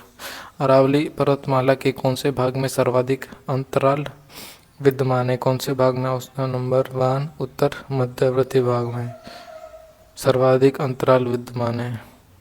Aravalli पर्वत श्रृंखला का अधिकांश भाग उदयपुर जिले में स्थित है तथा सर्वाधिक अंतराल भाग डूंगरपुर और बांसवाड़ा जिले में फैली हुई है। और सिरोही सबसे अधिक ऊंचाई व पाली जिलों में इसका आकार ऊंचाई के लिए हुए है तथा भीलवाड़ा, ब्यावर, अजमेर जिलों में इसकी आकृति नुकीलापन लिए हुए है। कथन। अरावली के पूर्व ढालों पर प्राचीन ढालों की अपेक्षा वनस्पति अधिक सघन तथा ऊंचाई तक विद्यमान है। कारण अरावली के पूर्व ढाल अधिक मानसूनी वर्षा प्राप्त करते हैं तथा पश्चिमी ढालों की अपेक्षा तीक्ष्ण ढालयुक्त वे उच्चतर हैं। एंड इसमें कौन से हो जाएगा? Option number 2 the right answer. First तथा आर दोनों सही है तथा आर एक की पूर्ण व्याख्या करता है। ये दोनों सही हो जाएगा। Option number 2 is the right answer. निम्न कथनों पर विचार करें। ये भी कथन वाला क्वेश्चन है, तो इसमें से कौन सा सही हो जाएगा एंड कौन सा गलत हो जाएगा? अरावली मरुस्थल के पूर्व विस्तार को रोकता है, ये सही हो जाएगा बिल्कुल। अरावली क्षेत्र खनिजों में समृद्ध है, ये भी सही हो जाएगा। राजस्थान में वर्षा का विस्तार प्रारूप अरावली से प्रभावी नहीं है, तो ये गलत हो जाएगा क्योंकि प्रभावी है अरावली पर्वतमाला से वर्षा का विस्तार।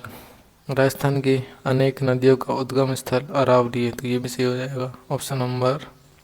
Option number 2 is the right answer. Option number 2 is the right answer.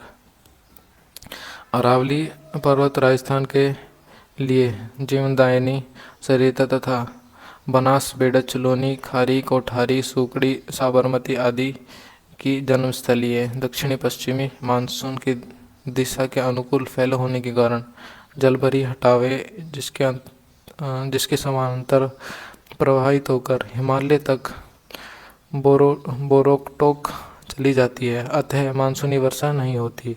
Aravalli में सर्वाधिक सर्वाधिक धात्विक खनिज पाए जाते हैं, क्योंकि अरावली का निर्माण युग प्री कैम्ब्रियन है। धारवाड़ क्रम की चट्टानों से हुआ है अरावली का विस्तार। अरावली पर्वतमाला के संबंध में निम्न में से कौन सा कथन सत्य है? निम्न में से कौन सा कथन सत्य हो जाएगा? 2 और 4 सही हो जाएगा इसका। वर्तमान में यह अवशिष्ट पर्वत के रूप में है, तो ये सही हो जाएगा। एंड 4 यह दक्षिणी पश्चिम से उत्तर पूर्वी दिशा में विस्तृत है, ये भी सही हो जाएगा। 2 और 4 कौन सा ऑप्शन में? Option number 3 is the right answer हो जाएगा इसका। राजस्थान में अरावली का कौन सा भाग सर्वाधिक वर्षा प्राप्त करता है? कौन सा भाग करता है? ऑप्शन नंबर 3 दक्षिण भाग करता है। Option number 3 is the right answer. दक्षिणी अरावली प्रदेश मुख्यतः आबू पर्वत खंड में सर्वाधिक वर्षा होती है। अरावली पर्वत की सबसे अधिक ऊंचाई किस जिले में है? कौन से जिले में? ऑप्शन नंबर 1 सिरोही जिले में अरावली पर्वत की सबसे अधिक ऊंचाई है। अरावली की सर्वाधिक ऊंचाई सिरोही में, अरावली की न्यूनतम ऊंचाई जयपुर में, अरावली का सर्वाधिक विस्तार उदयपुर में एंड अरावली का न्यूनतम विस्तार अजमेर है। तो ये व्याख्या very important, very very very important व्याख्या है। अरावली से जो मेनली क्वेश्चन बनते हैं तो इसी प्रकार से बनते हैं।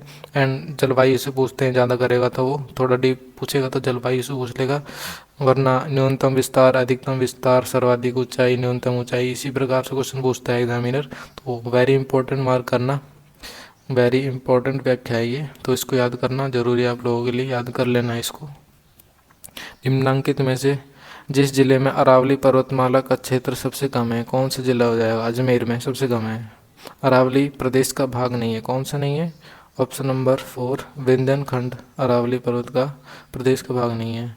अरावली प्रदेश के 3 लघु भौतिक भाग कौन कौन से?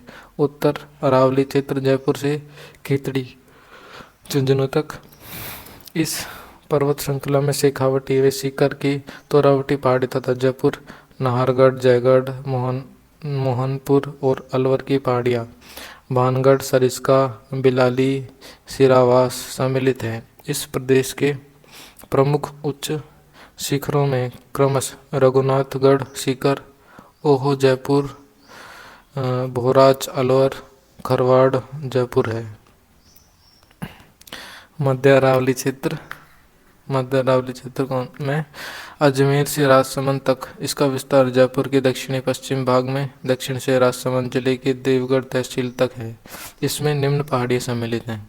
मध्य अरावली क्षेत्र मेरवाड़ा पहाड़ियाँ मुख्य रूप से अजमेर जिले में विस्तृत है। शेखावटी में निम्न पहाड़ियाँ सांबर झील से झुंझुनू के सिंघाना तक। दक्षिणी अरावली क्षेत्र राजसमंद से माउंट आबू सिरोही तक। दक्षिणी अरावली को 2 भागों में बांटा गया है। कौन कौन से भाग? आबू पर्वत विस्तार अचलगढ़ सिरोही में। सेकंड मेवाड़ अरावली विस्तार उदयपुर राजसमंद तक। निम्न में से कौन सी चोटी श्रृंखला दक्षिणी अरावली में अवस्थित है? कौन सी चोटी श्रृंखला दक्षिणी अरावली में अवस्थित है? Option number 4 Achalgarh is the right answer. निम्नलिखित में से कौन सी पर्वत चोटी उत्तरी अरावली प्रदेश से संबंधित नहीं है? कौन सी पर्वत चोटी नहीं है? ऑप्शन नंबर 3 नाग पहाड़ नहीं है। Option number 3 the right answer. मध्य अरावली का निम्नतम उच्चावत क्षेत्र कौन सा है? सांबर क्षेत्र इज द राइट आंसर। सबसे निचला भाग है मध्य अरावली का सांबर।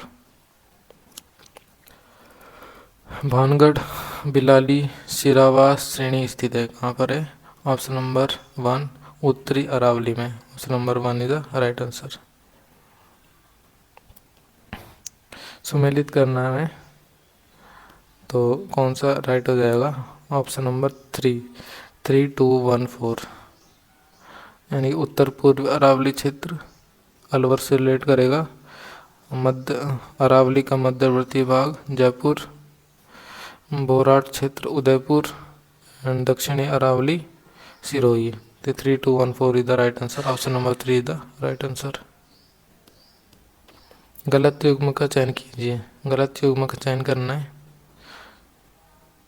तो इसमें चोटियों के नाम ही गलत दे रखे हैं इस, तो इधर लिख रखा है चोटियों का नाम गलत है, तो इसको आगे देखते हैं, व्याख्या में कवर हो जाएगा ये। नेक्स्ट क्वेश्चन देखते हैं। निम्नलिखित में से किस जिले में अरावली के साथ साथ विंध्यन क्रम के उच्चावत रूप भी विद्यमान है? Option number 3 Chittorgarh is the right answer. Chittorgarh जिले में चित्तौड़गढ़ का किला अरावली का भाग है, जबकि भैंसरोडगढ़ का पठार विंध्याचल पर्वतमाला का भाग है। निम्न में से कौन सा किला अरावली पर्वतमाला में स्थित नहीं है? कौन सा किला नहीं है? Option number 1 Kumbhalgarh, option number 4 Gagron is the right answer. Kumbhalgarh नहीं होगा, गागरोन होगा इसका आंसर। गागरोन किला झालावाड़ में स्थित है। यह अरावली पर्वतमाला में स्थित नहीं है, बल्कि विंध्याचल पर्वतमाला में स्थित है। राजस्थान का पूर्वी मैदान भाग राजस्थान राज्य के कुल भौगोलिक क्षेत्रफल का लगभग % धारित करता है। कितना? 23%। पूर्वी मैदानी प्रदेश, इस प्रदेश में राज्य का 23.30% भूभाग आता है। जिलों के पुनर्गठन के उपरांत इस क्षेत्र में जिलों की संख्या 13 अलवर, भरतपुर, डीग, धौलपुर, करौली, सवाईमाधोपुर, टोंक, भीलवाड़ा, डूंगरपुर, बांसवाड़ा, प्रतापगढ़, दौसा, जयपुर है। समतल होने के साथ जलोढ़ मिट्टी से निर्मित भाग विस्तृत रूप में गंगा के मैदान का ही प्रवाह है। यह मैदान दक्षिण में मेवाड़ का मैदान तथा उत्तर में मालपुरा करौली का मैदान एम हेरान ने तृतीय पौनी प्लेन नाम दिया है कहलाता है, जिसके उच्च भूभाग टीले नुमा है, जिसके कारण इसे पिरामिड मैदान भी कहा जाता है। इस प्रदेश को मुख्यतः 3 भागों बनास, चंबल व माही बेसिन में बांटा जाता है। राजस्थान में मालपुरा करौली का मैदान किस नदी का भाग है? मालपुरा करौली का मैदान बनास नदी का भाग है। Option number 3। सीटी 2023 10+2 में आया हुआ क्वेश्चन है। एलडीसी में 2018 में भी, हेडमास्टर में भी आया हुआ क्वेश्चन है गाइस। निम्न में से कौन सा समतल उच्च मैदान हेरान महोदय द्वारा तृतीय पौनी प्लेन के रूप में पहचाना गया है? तो ऑप्शन नंबर 3 मालपुरा करौली मैदान is the right answer.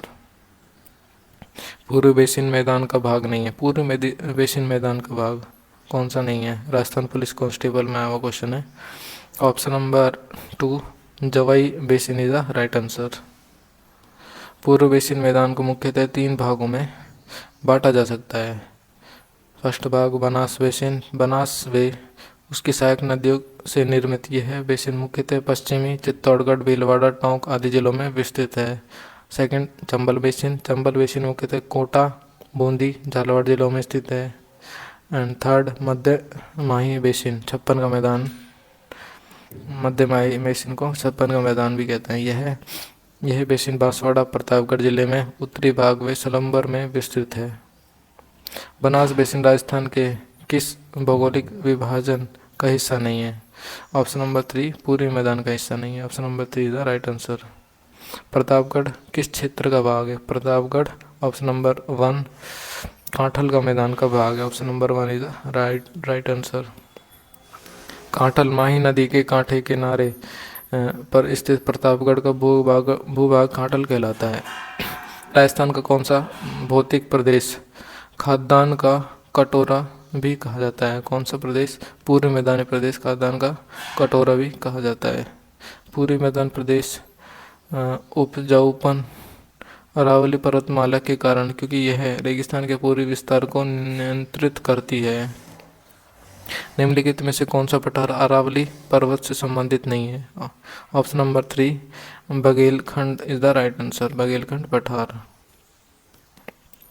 Baghelkhand का विस्तार मुख्यतः मध्य प्रदेश में स्थित है। बनास मैदान के संदर्भ में निम्न कथनों पर विचार कीजिए एवं दिए गए कूटों के आधार पर सही उत्तर का चयन कीजिए। तो इसमें कौन सा उत्तर सही हो जाएगा? 2 और 3 राइट हो जाएंगे। इसकी औसत समुद्र तल से ऊंचाई 150 से 300 मीटर है, ये राइट हो जाएगा। जलोढ़ मृदा का जमाव पाया जाता है, ये भी राइट हो जाएगा। 2 और 3 option number 2 is the right answer. दक्षिण पूर्वी पठार के 2 भाग हैं, कौन कौन से? विंध्यन का पठार, दक्कन का पठार। दक्षिण पूर्वी पठार के 2 भाग हैं। Option number 2। दक्षिणी पूर्वी पठारी प्रदेश हाड़ौती मालवा पठार। इस क्षेत्र में राज्य का 6.49% भाग आता है। इसकी औसत ऊंचाई 500 से 600 मीटर नए जिलों के पुनर्गठन के अनुसार। उपरांत दक्षिणी पूर्वी पठार क्षेत्र के अंतर्गत जिलों की संख्या 6 है तथा कोटा, बूंदी, झालावाड़, भीलवाड़ा, चित्तौड़गढ़ 12। यह पठार प्रदेश 2 भागों में बांटा जा सकता है। कौन कौन से 2 भाग हैं? विंध्यन कगार भूमि, इसका विस्तार डांग, करौली, धौलपुर, सवाई माधोपुर क्षेत्र में। यह भाग बलुआ पत्थर से निर्मित है। सेकंड, दक्कन लावा पठार, इसका विस्तार कोटा, बाराबूंदी, झालावाड़ जिलों में। मालवा प्रदेश, प्रतापगढ़, चित्तौड़गढ़, ऊपरमाल प्रदेश, बिजोलिया, भीलवाड़ा, भैंसरोडगढ़, चित्तौड़गढ़ इस क्षेत्र में स्थित है।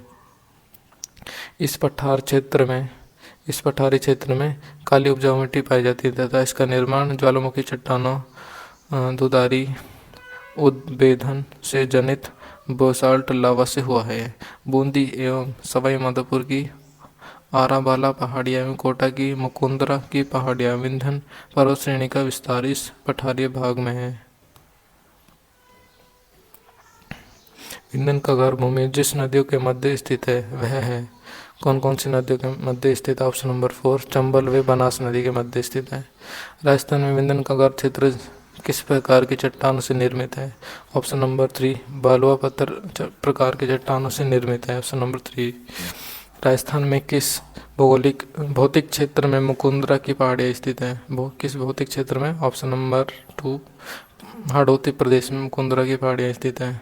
एंड इम्पोर्टेंट क्वेश्चन है ये,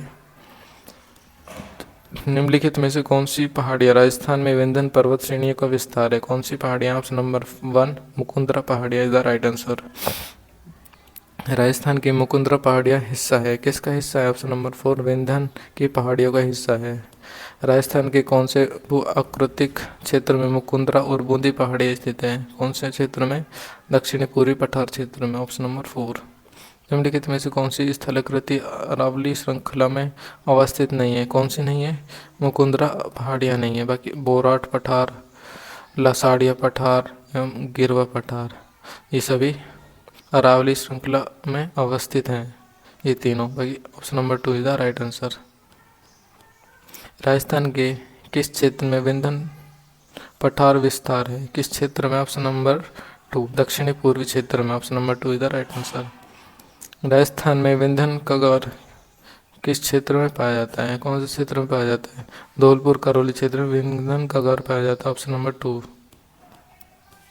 राजस्थान का कौन सा जिला हाड़ौती का पठार से सम्मिलित नहीं किया जाता? कौन सा जिला नहीं किया जाता? ऑप्शन नंबर 2, कोटा नहीं किया जाता है हाड़ौती के पठार में। 2 से 12 झालावाड़ आ जाएगा। हाड़ौती पठार दक्षिणी पूर्वी राजस्थान के कोटा, बूंदी, बारा, झालावाड़ आदि जिलों में हाड़ौती का पठार 3 गौण भाग हैं। के 3 गौण भाग अर्धचंद्राकार पहाड़ी, बूंदी हिल्स, मुकुंदरा हिल्स, कोटा, झालावाड़। शाहबाद उच्च भूमि, बारा घोड़े की नाल जैसी पहाड़ी पाई जाती है। डेग घग्गर उच्च भूमि, झालावाड़। डग गगधर उच्च भूमि अवस्थित है। कहाँ पर अवस्थित है? ऑप्शन नंबर 3, हाड़ौती पठार क्षेत्र में अवस्थित है। घोड़े की नाल के आकृति वाली रामगढ़ पहाड़ी राजस्थान में कहाँ स्थित है? ऑप्शन नंबर 2, शाहबाद उच्च भूमि में स्थित है। Option number 2 is the right answer. निम्नलिखित में से हाड़ौती पठार पर अवस्थित जिला है। कौन सा जिला अवस्थित है हाड़ौती पठार पर? कोटा जिला अवस्थित है। कोटा, बूंदी, बारा, झालावाड़ है जिसमें कोटा अवस्थित है।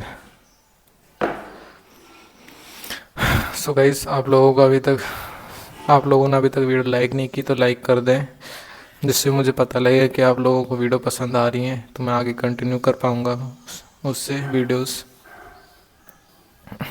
नहीं तो क्या ही फ़ायदा आप लोगों को ये वीडियो बनाने का, इतनी मेहनत करने का, इतने टाइम तक बोलना पड़ता है गाइस। आप लोगों को नहीं पता है इतनी प्रॉब्लम होती है। पानी वगैरह कुछ भी नहीं पी पाता मैं। 1.5-2 घंटे तक बोलने में बहुत प्रॉब्लम होती है। तो आप लोग वीडियो को लाइक कर दें एंड चैनल को सब्सक्राइब ज़रूर कर दें, जिससे मुझे थोड़ी बहुत मोटिवेशन मिलेगी एंड मुझे पता लगेगा कि आप लोगों को वीडियो पसंद आ रही हैं या फिर नहीं आ रही हैं। बाकी आप लोगों ने और वीडियोस नहीं देखी है, ज्योग्राफी कंप्लीट है हमारी एंड हिस्ट्री भी कंप्लीट है, टॉपिक वाइज दोनों ही बुक कंप्लीट है, तो उनको आप जाकर देख लीजिएगा, चैनल पर विजिट करोगे तो मिल जाएगी आपको। नेक्स्ट क्वेश्चन देखते हैं हम लोग। झालावाड़ अवस्थित है, तो झालावाड़ कहाँ पर अवस्थित है? हाड़ौती पठार में झालावाड़ अवस्थित है। Option number 3 the right answer. Hadoti के पठार में राजस्थान का कौन सा भाग सम्मिलित किया जाता है? ऑप्शन नंबर 1 दक्षिणी पूर्वी भाग। Option number 1 is the right answer. Kota Bundi का क्षेत्र कहलाता है। कोटा बूंदी का क्षेत्र क्या कहलाता है? हाड़ौती क्षेत्र कहलाता है।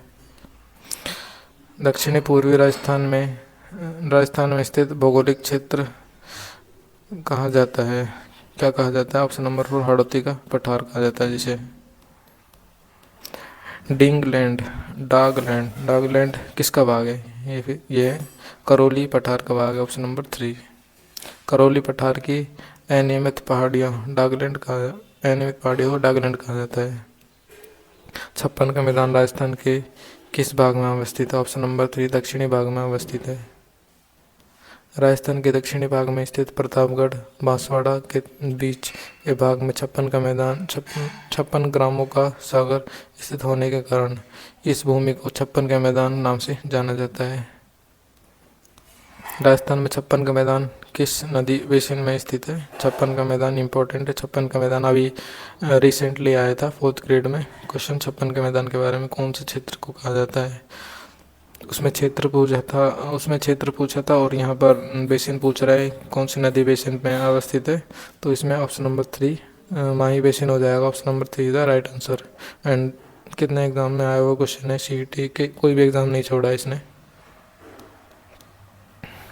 नेक्स्ट देखते हैं, व्याख्या देखते हैं। मध्य माही बेसिन छप्पन का मैदान को वागड़ क्षेत्र भी कहते हैं। यह बेसिन माही नदी की सहायक नदियों से सिंचित है, जो बांसवाड़ा, डूंगरपुर, प्रतापगढ़ जिले के उत्तरी भाग में सलम्बर, पूर्वी उदयपुर, दक्षिणी पूर्वी भाग में विस्तृत है।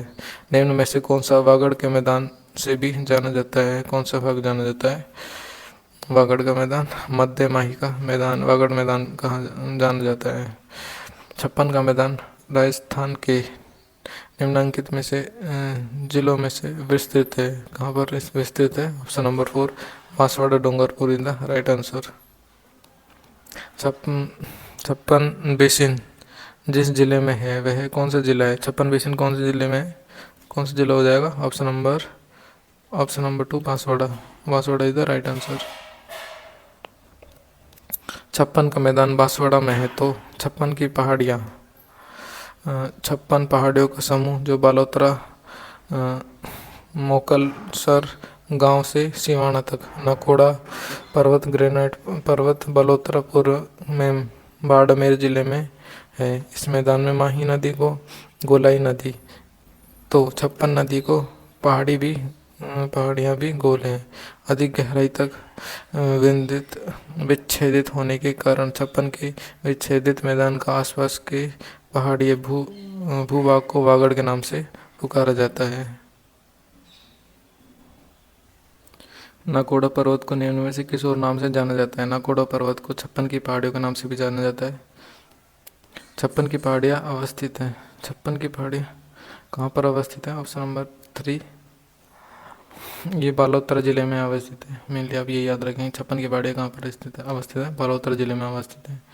राजस्थान का कौन सा भौगोलिक अंचल मालवा के पठार का विस्तार है? कौन सा है? ऑप्शन नंबर 1 हाड़ौती का पठार। मालवा पठार उत्तर मध्य भारत, पश्चिमी में गुजरात के मैदान, दक्षिणी और पूर्वी में विंध्य श्रेणी, उत्तर में मध्य पठार और बुलंदखंड उच्च भूमि से घिरा है। ज्वालामुखी उत्पत्ति वाला यह पठार मध्यवर्ती मध्य प्रदेश और दक्षिणी पूर्वी हाड़ौती का पठार राजस्थान का हिस्सा, मालवा का पठार उत्तरी भाग और हाड़ौती पठार का भी है। राजस्थान में किस क्षेत्र में मालवा पठार का विस्तार है? किस क्षेत्र में? ऑप्शन नंबर 1 दक्षिणी पूर्वी क्षेत्र में मालवा पठार का विस्तार है।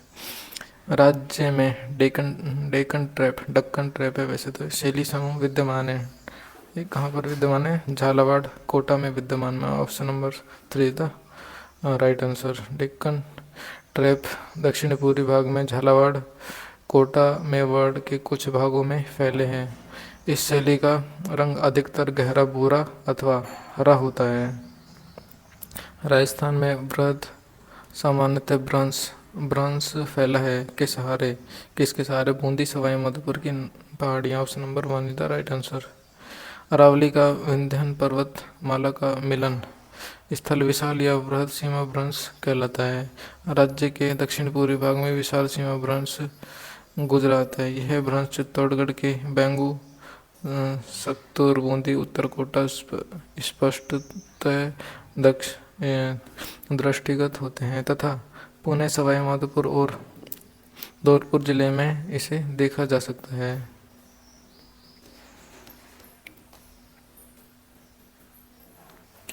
वृहत या फिर महान सीमा भ्रंश किस भाग में स्थित है? दक्षिण पूर्वी भाग में यह स्थित है। Option number 2 is the right answer.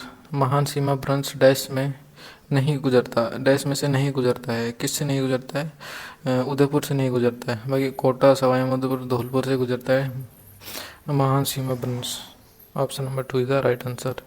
Malani आग्नेय शैली समूह के कारण पनपा है। कौन से समूह के कारण पनपा है? ऑप्शन नंबर 4 जालोर ग्रेनाइट के कारण। Option number 4 is the right answer. Malani आग्नेय शैली समूह मुख्यतः जालोर एवं सिवाना बालोतरा में ग्रेनाइट तथा ज्वालामुखी रायोलाइट्स चट्टानों का निर्माण करते हैं। यह पहाड़ियाँ गुंबदाकार इंसैलबर्ग के रूप में पाई जाती हैं। इन शैली के आधार पर जालोर सांचौर में ग्रेनाइट उद्योग खूब पनपा है। जालोर सिवाना की पहाड़ियाँ बनी हैं।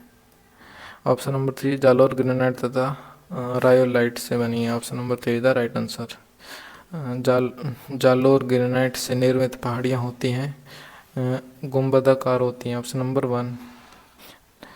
निम्नांकित में से कौन सी आग्नेय चट्टान जालोर में पाई जाती है? कौन सी पाई जाती है? ऑप्शन नंबर 2 एंड 3, यानी कि ग्रेनाइट या फिर रायोलाइट दोनों ही पाई जाती हैं। Option number 2 is the right answer.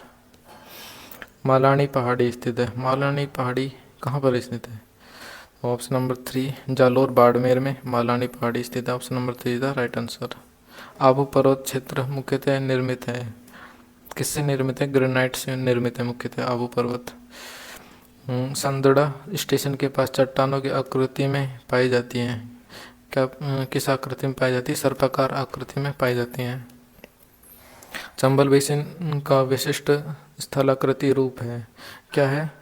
उत्खान स्थलाकृति रूप है चंबल बेसिन का।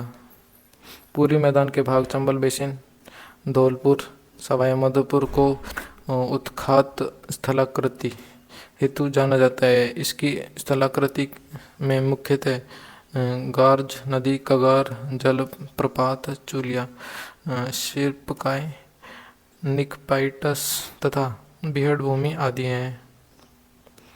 राजस्थान के किस प्रदेश में उत्खात भूमि स्थलाकृति पाई जाती है? किस प्रदेश में? ऑप्शन नंबर 2 चंबल बेसिन में पाई जाती है। Option number 2 is the right answer. उत्खात स्थलाकृति पाई जाती हैं। ऑप्शन नंबर 4 धौलपुर तथा सवाई माधोपुर में पाई जाती है। Option number 4।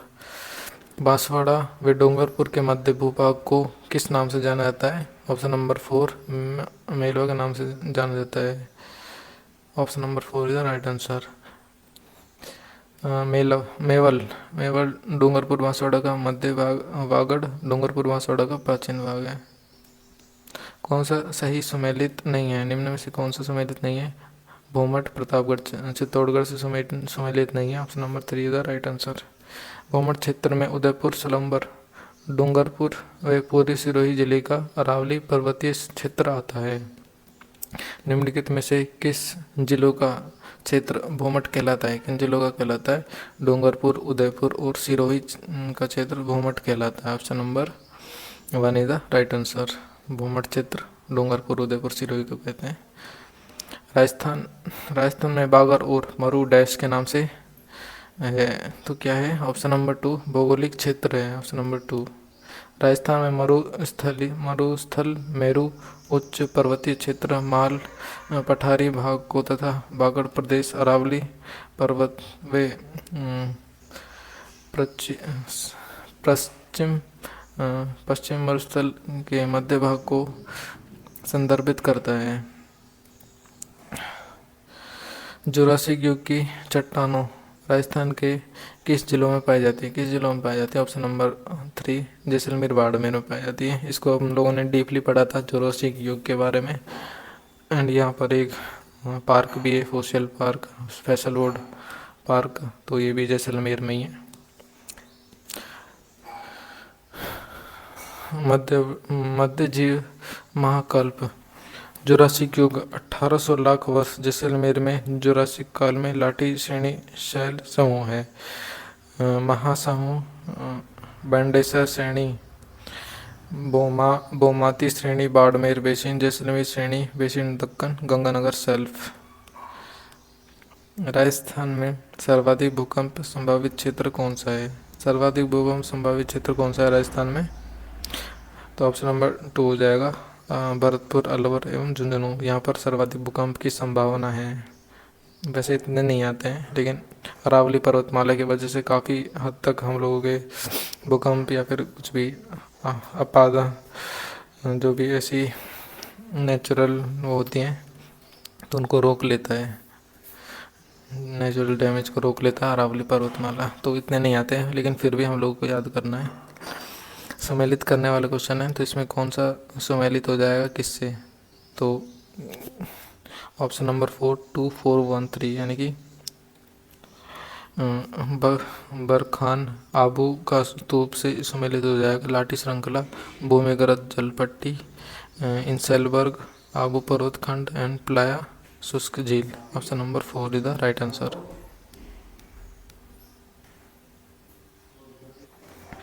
नेक्स्ट क्वेश्चन देख लेते हैं, कौन सा किससे रिलेट करेगा। ऑप्शन नंबर 2 राइट हो जाएगा। 3142 मेवाड़ पर्वतीय क्षेत्र गिरवा हाड़ौती पठार मुकुंदरा पहाड़ी शेखावटी पठार अंत्यप्रभा क्षेत्र एंड गग्गर मैदान नाली कहा जाता है जिसे। Option number 2 is the right answer. कौन सी राजस्थान की मरुस्थली की विशेषताएं कौन सी है? ऑप्शन नंबर 4 1 2 3 4 सभी हो जाएंगी। अति शुष्क दशाएं तापमान की अतिरेक न्यून औसत वर्षा वार्षिक वर्षा कम तथा तिरछा हुआ वनस्पति आवरण।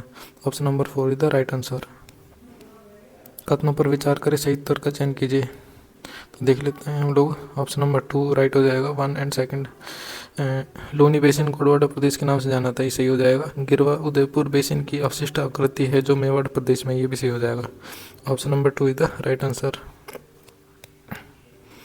निम्नलिखित में कौन सा सम्मिलित नहीं है? कौन सा सम्मिलित नहीं है निम्न में से? ऑप्शन नंबर 4 नागौर उच्च भूमि डोरा पर्वत से सम्मिलित नहीं है। Option number 4।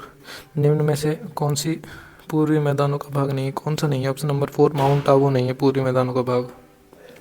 हाल ही में जैसलमेर के निकट वैज्ञानिकों से दुनिया का सबसे पुराना शाकाहारी डायनासोर का जीवाश्म ढूंढा है। वह जीवाश्म लगभग कितने वर्ष पुराना है? कितने वर्ष पुराना है? ऑप्शन नंबर 2 16.7 करोड़ वर्ष पुराना है। Option number 2 is the right answer. अपेक्षिक दृष्टि से राजस्थान के निम्न में से निम्न भू आकृतिक प्रदेशों का भाग जो अपशिष्ट आधार प्रवाह का क्षेत्र है वह कौन सा हो जाएगा? दक्षिणी पूर्वी क्षेत्र हो जाएगा। राजस्थान पुलिस कांस्टेबल 2024 में लेटेस्ट आया हुआ क्वेश्चन है। व्याख्या देखते हैं। सर्वाधिक नदियों के बहाव क्षेत्र वाला दक्षिणी पूर्वी पठारी प्रदेश भू आकृति के अपशिष्ट आधार प्रवाह का क्षेत्र है। रामायण और भगवत गीता में दंसरा शब्द का संदर्भ डैश से है। ऑप्शन नंबर 2 राजस्थान के मरुस्थलीय भाग का है। Option number 2 is the right answer.